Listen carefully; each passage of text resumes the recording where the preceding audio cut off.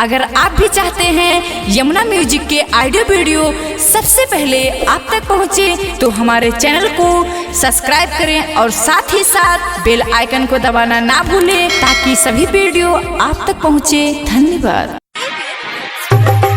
DJ करण, DJ करण,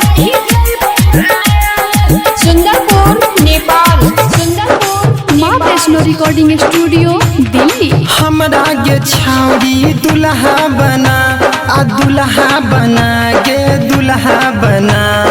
हमरा गे छाउरी दुल्हा बना, आ दुल्हा बना गे दुल्हा बना।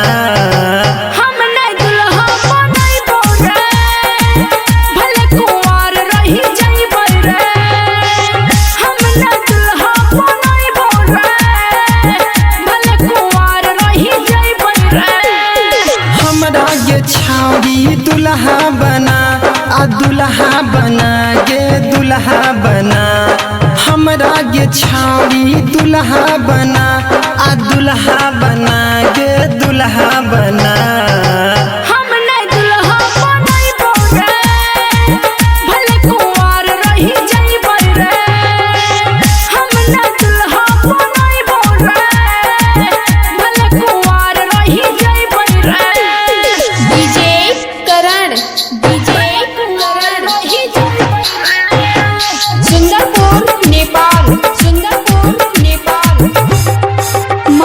Recording studio Delhi.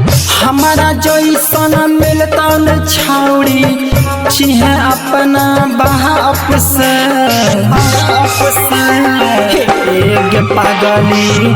हमारा जैसन मिलता न दुल्हा चिहे अपना बाप से। तोहर मीठी बात में नहीं फंसबो, प्यार के रोग हम नहीं लगइबो। के तो हमारा जियरा जुड़ा, आ जियरा जुड़ा है गे जियरा जुड़ा। हम नहीं दुल्हा बनइबो रे, भले कुंवार रही जाइबो रे। हम नहीं दुल्हा बनइबो रे, भले कुंवार रही जाइबो रे।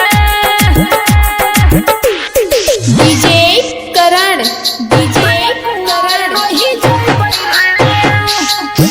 आप सुन रहे हैं आर के रणवीर की आवाज में।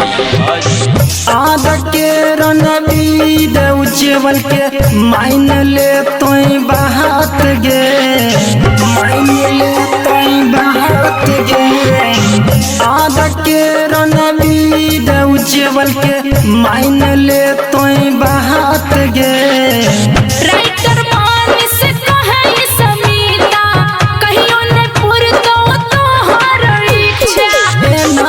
हमरा पर बिजली गिरा, आ बिजली गिरा गे बिजली गिरा। हम नहीं दुल्हा बनइबो रे, भले कुंवार रही जाइबो रे। हम नहीं दुल्हा बनइबो रे, भले कुंवार रही जाइबो रे। हमरा गे छाउरी दुल्हा बना, आ दुल्हा बना गे दुल्हा बना। हमरा गे छाउरी दुल्हा बना, आ दुल्हा बना गे दुल्हा बना।